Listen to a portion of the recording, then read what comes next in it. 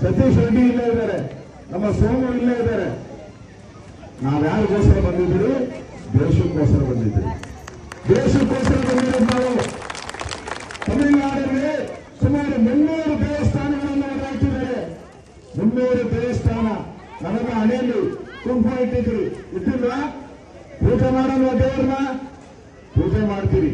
ಇವತ್ತು ಈ ಡಿಎಂಕೆ ಸರ್ಕಾರ 300 ದೇವಸ್ಥಾನಗಳನ್ನು ಹೊರದಾಕಿದೆ.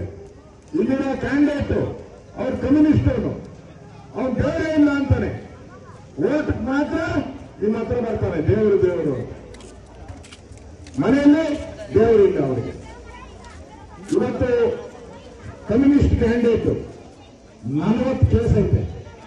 ಏನ್ case? Murder case, of murder case, ಜಮೀನ್ ಕಬಳಿಕೆ ಮಾಡಿರೋದು.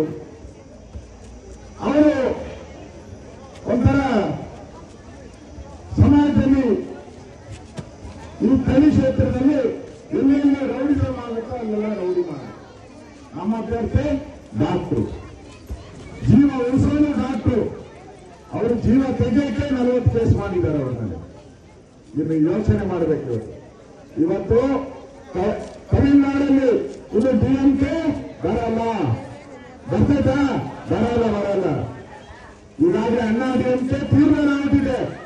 ಇಡೀ ತಮಿಳುನಾಡಲ್ಲಿ ಎಲ್ಲ ಕಡೆ ಅಣ್ಣಾ ಡಿಎಂಕೆ, ಜಯಲಲಿತಾ, ಎಂಜಿಆರ್ ಎಲ್ಲ ಕಡೆ ಓಡ್ತಾ ಇರೋದು ಅಮ್ಮ.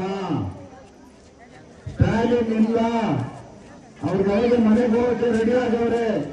ನಿನ್ನೆ ಚಂದ್ರಬಾಬು ನಾಯ್ಡು ಬಂದಿದ್ರು, ಆಂಧ್ರ ಸಿಎಂ. ಅವ್ರು ಹೇಳಿದ್ರು ಅವ್ರು ಹುಟ್ಟುಹಬ್ಬ, ನಿನ್ನೆ ನಾಯ್ಡು ಹುಟ್ಟುಹಬ್ಬ. ಆ ಹುಟ್ಟುಹಬ್ಬ ಇದ್ರು ಬೆಳೆಯಲ್ಲಿ ಬಿಜೆಪಿ ಗೆಲ್ಲಬೇಕು ಅಂತ ಬಂದಿದ್ದಾರೆ. ನಾವೆಲ್ಲರೂ ಯೋಚನೆ ಮಾಡಿ. ಇವತ್ತು ಅಣ್ಣಾ ಡಿಎಂಕೆ ಸರ್ಕಾರ, ಬಿಜೆಪಿ ಸರ್ಕಾರ ಬಂದ್ರೆ ನಿಮಗೆ ಪ್ರತಿ ತಿಂಗಳು 2,000 ರೂಪಾಯಿ, 2,000 ಕೊಡ್ತಾರ. ಆಮೇಲೆ ಮನೆಗೆ 10,000 ರೂಪಾಯಿ. ಮನೆಗೆ ಪ್ರತಿ ಮನೆಗೂ ಎಡಪಾಡಿಯವರು ಮುಖ್ಯಮಂತ್ರಿ ಆದ ತಕ್ಷಣ ಎಲ್ಲರಿಗೂ 10,000 ರೂಪಾಯಿ. ಒಂದು ವಾರದೊಳಗೆ ನಿಮ್ಮ ಮನೆಗಳಿಗೆಲ್ಲ 10,000 ರೂಪಾಯಿ ಕೊಡ್ತಾರೆ. ಬಿಸಿಲು ಜಾಸ್ತಿ ಇದೆ. ಎಲ್ಲರ ಮನೆಗೂ ಅದನ್ನು ಫ್ರಿಜ್ ಕೊಡಕ್ಕೆ ಹೇಳಿದ್ರೆ ಎಲ್ಲರ ಮನೆಗೂ ಅದನ್ನು ಫ್ರಿಜ್ ಕೊಡ್ತಾರೆ. ಇನ್ನೇನು ಬೇಕಮ್ಮ? ಬಿಜೆಪಿಗೆ ಓಟ್ ಹಾಕಿ ಕಮಲದ ಗುರುತನ್ನ ಗೆಲ್ಲಿಸಿ. ಇದು ಡಬಲ್ ಇಂಜಿನ್ ಸರ್ಕಾರ. ಕೇಂದ್ರದಲ್ಲಿ ಬಿಜೆಪಿ ಸರ್ಕಾರ, ತಮಿಳುನಾಡಲ್ಲೂ ಕೂಡ ಅಣ್ಣಾ ಡಿಎಂಕೆ ಬಿಜೆಪಿ ಸರ್ಕಾರ. ಹಣ ಬರುತ್ತೆ, ಕೋಟ್ಯಾಂತರ ರೂಪಾಯಿ ಹಣ ತಮಿಳುನಾಡಿಗೆ ಬರುತ್ತೆ. ಈಗ ಬರ್ತಾ ಇಲ್ಲ ಹಣ. ಯಾಕೆಂದ್ರೆ ಇವೆಲ್ಲ ಲೂಟಿಗಳು.